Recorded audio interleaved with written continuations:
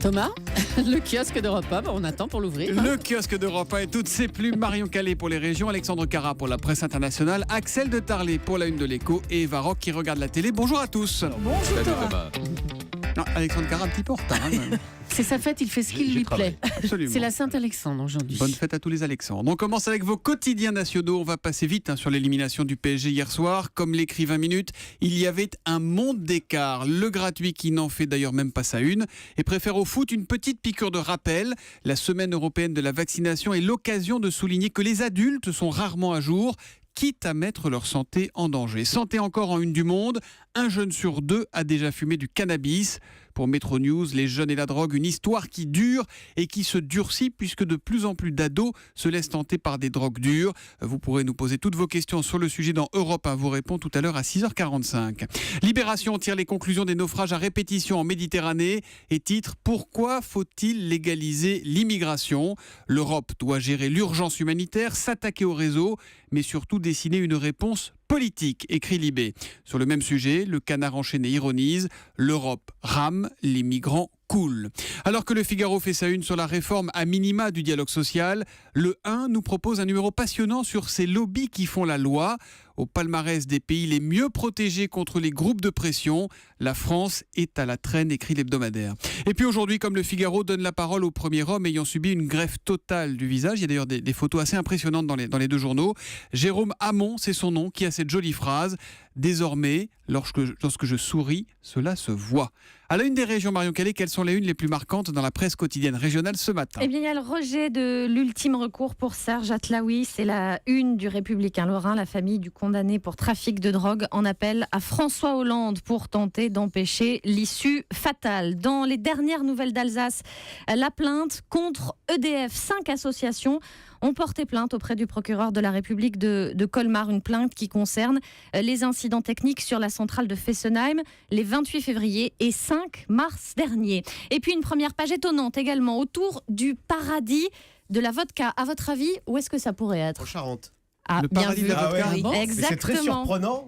Ils font pas que du cognac, ils font de la vodka. Voilà, ils font de la vodka. Il y a 2 grands groupes, dont Grégouze voilà. qui est installé Qui le du vend dans le côté monde entier. de la Charente. Et du coup, pour la première fois, les exportations en volume de vodka ont dépassé les exportations de celles de NC pour le cognac. Alors, Je connais en vodka, Axel. Non, mais je m'y connais en business. C'est ça, Voilà. c'est tout le business. Julie, je Oui. vous raconte pourquoi je riais tout à l'heure. Oui. Parce qu'en fait, on se met d'accord avec Marion sur les unes de la presse et le rappel des titres pour ne Ouais. pas dire la même chose. Et je lui ai Exactement. encore volé une une, donc il a fallu qu'elle modifie Ça en arrive dernière minute. régulièrement. Voilà, donc pardon Marion. L'histoire du jour est celle d'un Thomas voyage Soto, c'est un voyou. scolaire qui tourne court. Voyage scolaire qui tourne court à lire dans La Voix du Nord ce matin. Oui, un voyage scolaire de 3 heures. C'est sympa, Oh, non? c'est bien. Départ de Lic, lundi après-midi, direction Barcelone. Au départ, c'est vrai que le programme est plutôt alléchant. Le problème, c'est que le bus s'est arrêté une vingtaine de kilomètres plus loin, au péage de Saint-Omer. Le bus qui a été intercepté par les gendarmes. En fait, ce sont les parents qui ont alerté le principal, qui lui-même a prévenu la gendarmerie, des parents qui ont vu qu'il y avait un rétroviseur cassé et un bas de caisse endommagé, ainsi que le contrôle technique qui s'arrêtait durant le voyage. L'inquiétude des parents, donc, qui préviennent le principal. Le voyage est interrompu. Les élèves rentrent chez eux un peu penauds. Incompréhension du voyagiste, évidemment, et qui lui assure qu'en plus, les parents ont été plutôt violents vis-à-vis de son chauffeur. En tout cas, la 60aine d'élèves va reprendre les cours ce matin. On nous parle de ce voyage depuis le début de l'année. On a étudié la ville de Barcelone, vu les endroits qu'on devait visiter. Tout ça s'arrête, dit un collégien déçu. Des classes de 3e à 4e.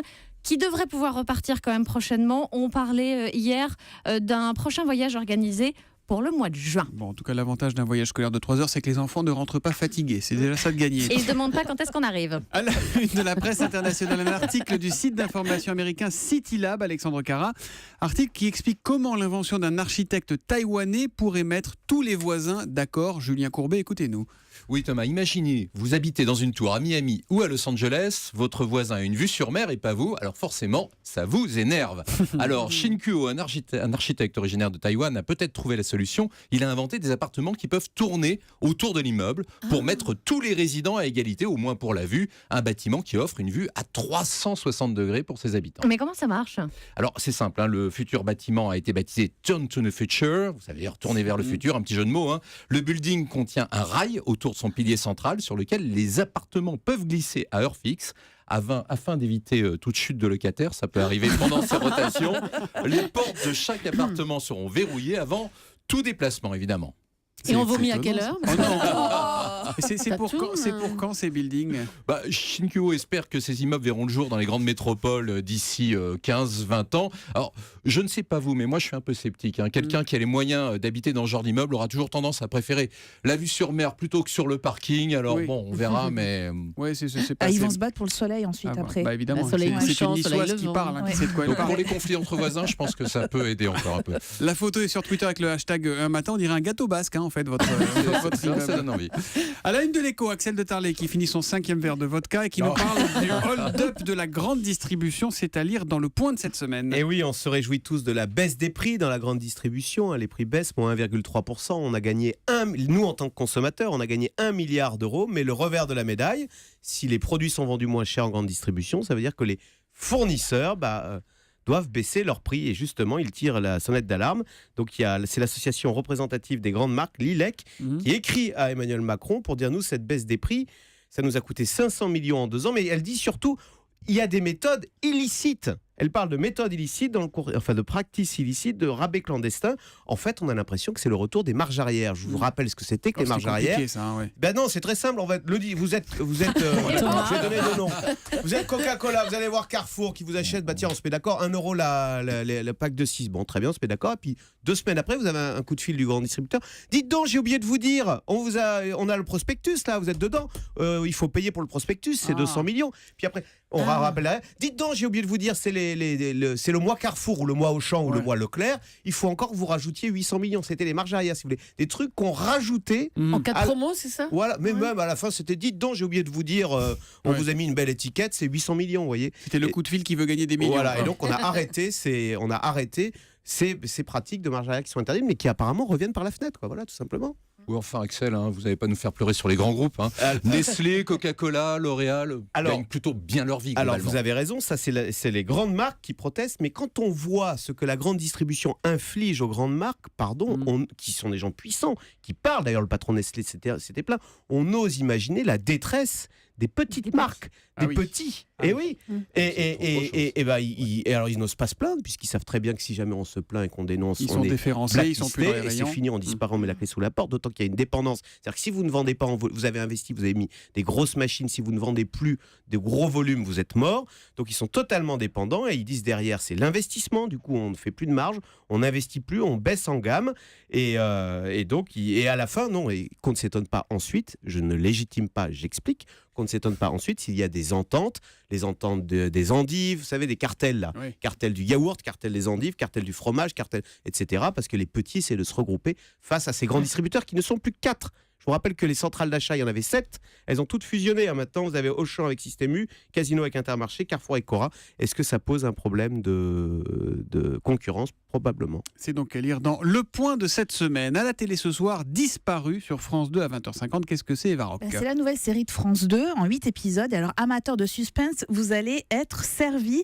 L'histoire, elle est simple en apparence. On est le soir du 21 juin, soir de la fête de la musique à Lyon. Et Léa, qui fête ses 17 ans avec ses amis, a la permission de sortie jusqu'à 3h du matin. Sauf que Léa, elle n'est jamais revenue. Je vous propose un extrait de la bande-annonce. Pour l'instant, rien ne prouve que ce soit un enlèvement. Elle est partie du site vers 2h, parce qu'elle avait rendez-vous avec quelqu'un, avec son mec. Comment ça, quel mec ? À 4 heures, j'étais déjà plus avec Léa. M'accuser de quelque chose ou quoi ? Maintenant, tu vas me dire ce qui s'est passé, sinon je te colle en garde à vue.